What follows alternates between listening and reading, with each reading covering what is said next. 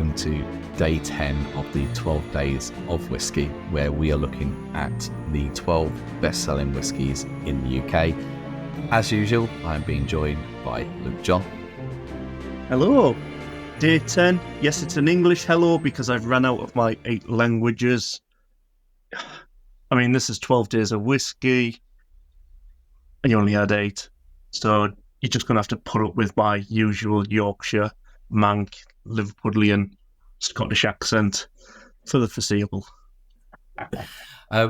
So we're on to the third biggest selling whiskey in the UK for 2023. And what we're looking at is Famous Grouse.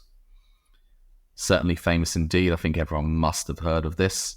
So this was first produced in 1896, and it is the number one selling by volume Scottish whiskey since the 1980s. Now that gives you a little hint for the next 2 days that if this is number one Scotch selling whiskey, that 1 and 2 aren't going to be Scotch whiskies. Shocker.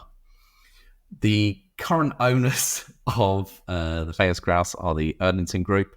They own other distilleries such as Highland and Macallan, who both put their whiskies, some of their barrels, I believe, go into this Famous Grouse.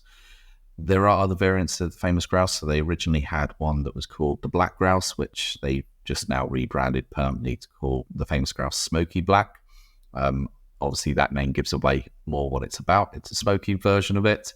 They also do a ruby cast version, and they also have one called the Famous One, which is a American oak sherry version, which is obviously going to be quite sweet. I had said previously, I can't remember how many days ago it was now, but when we done White and McKay, was that number 8 in the list or around there? When we done White and McKay, I said it was the cheapest one, but actually, I believe Famous Grouse can be found at cheaper price points across the year than White and McKay. So you can find this looking through Amazon's history. Its price ranges from, say, £13 to £18. And right now in Tesco's, I've seen Club Card offers, sadly, but they're selling it for £15 for a 70 centilitre bottle, which is cheaper than the White and McKay. What that means compared to White and McKay, I don't know, but I mean, we're definitely going to be comparing this to Bell's and White and McKay because they're in the same sort of grouping, aren't they, at that stage? Yeah, I would say if you can get this at the same price as White and McKay, I don't know what this tastes like yet. Just go for this one. At this stage, if you've been following us all the way through, yeah. Well, I mean, this is kind of the quintessential pub shelf filler. Famous Grouse. You've got your Bells. You've got your Johnny Walker Red Label to some extent. These are kind of, if you come to the UK, if you're watching from abroad, hello. These are the whiskies you're going to see as the house blends on every UK pub shelf. So just put that out there for any international views. Yeah, you're right. It's national. It's literally, you'll find it at any pub, like Bell's. Not so much White and McKay, I would say. I don't see that as much, but maybe that's more a Scottish thing. Or up north, you can tell me. Do you see a lot of White and McKay up there? No. Thank the Holy Lord. I'm not religious. I'm thinking, let's get this out. We've talked enough about comparing it to White and McKay. Let's do the proper comparison, comparing this to Bell's and White and McKay and seeing why this is the third biggest selling whiskey in the UK. Get out into a glass. I mean, I'm going to leave you to sort of give us your thoughts on the colour descriptions because you're much more descriptive and better at describing it than me. Well, on camera and within the bottle, it looks dark. In fact, in the glass, it's pretty light. I would say it's, one less can than yesterday's. If you know, you know. But it does look very light. And yes, I know it's the glass bottoms probably give it away, but yeah, no colouring's gone into this whatsoever by the looks of it. Or if it is, it's just been a waste of colour dye.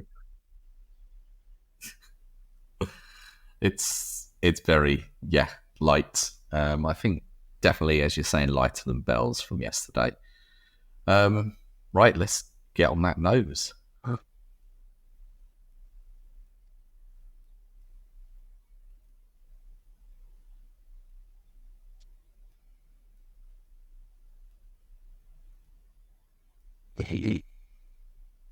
So there's kind of this.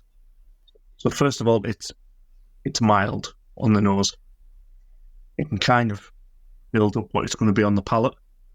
There's a oakiness to it. There's a little bit of citrus. But other than that, it's kind of a little like the Bell's, one-dimensional. There's no complexity there on the nose whatsoever.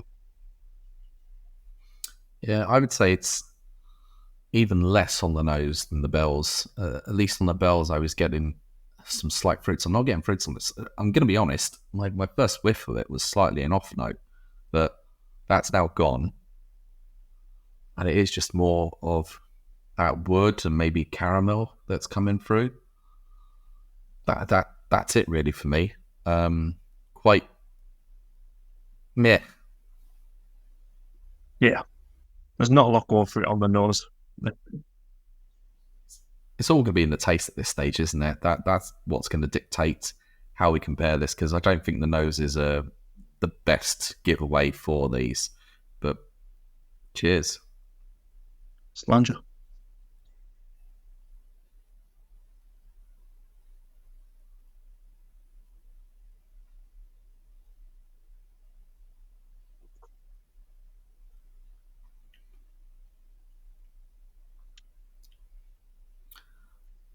Straight away, that's got more depth of flavour than the Bell's from yesterday, for sure. For me, there is a longer finish, still not massive. I would say yes, a medium finish. It's not a short finish like the Bell's. It doesn't have as much drying properties, but there is that oak that's coming through straight away, and there's a bit of like maybe cinnamon in there as well. That's coming through that, but that I would say has a bit more dimension than the Bell's on it, but it is still quite thin, isn't it? It's thin, but comparing to Bell's yesterday, it's quite oily. And by oily, it coats the mouth and the palate quite well. The Bell's was just kind of in, and it just wanted to go, just want to disappear. This is attempting to hang around that a little bit longer. There's a dryness to it. There's a little bit of a spicy note just running through it, but nothing over the top. Heat-wise, very little. Again, like the Bell's. It's probably not as complex as some of the others that we've had. But again, this is kind of why it's a house blend within pubs. This is the one you're going to ask when you ask for a whiskey and coke. It's that type of thing. So, yeah, I would say because there's slightly a bit more flavour with it, I definitely think the Bell's would be better at mixing than going with Famous Grouse. I know it sounds weird in my head, but there's less flavours on the Bell's than this. This has definitely more wood and oak to it, has a peppery end, just like Bell's, but it's more, again, it's less dried. And as you say, because it's oily, it is coated, so it is leaving sort of those flavours in the mouth, which is enjoyable. I actually like the flavours. They're not offensive. Again, it's actually, for a drinking on its own, I could do that. I know it's not meant to be, but it's decent on its own. Yeah, there's a slight. So on the finish, there's a slight bitterness, but it's very slight. But yeah, it's a short finish. But like we were saying, that oily, kind of silky, wants to hang, wants to linger, wants to get down with the party and jive until 2 o'clock, like it's 1996 all over again. It's that type of thing going on with this whiskey. I don't know if people in 1996 drinking whiskey were jiving, but they were certainly having a good time. It's wanting to do a little bit more, and I think, given the blend, Famous Grouse could maybe push that to give you a little bit more, instead of trying to tone it down and mellow it down so much that it's similar to Bell's. Because I think that's where it's competing with.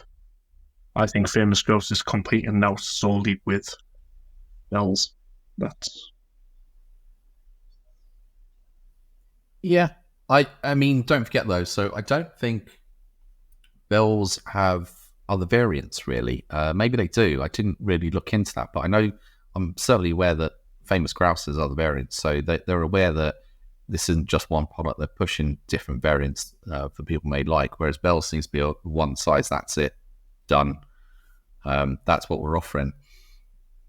I would be interested to try the smoky one of this, because it's actually filled me with a bit of confidence that is a really good price point for what you're getting.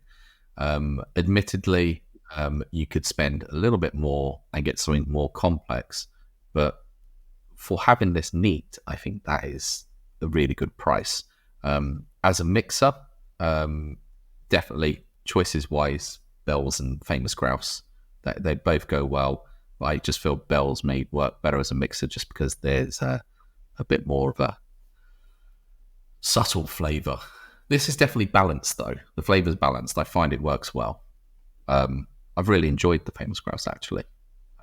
It may not sound like it even at that stage, but it has surprised me a bit. I wasn't expecting it to be that sort of balanced, and I'm going to use the word smooth, but smooth is a difficult one to say when it's a bit thin. So when something's thin, it's going to come across slightly smooth as well at that stage, isn't it? But I like it. I'm kind of just thinking, if it's mixed with a Coke, would the carbonation maybe lighten that palate? So obviously Coke's very carbonated, kind of fizzles. Would it remove any of that kind of oiliness that just wants to hang around?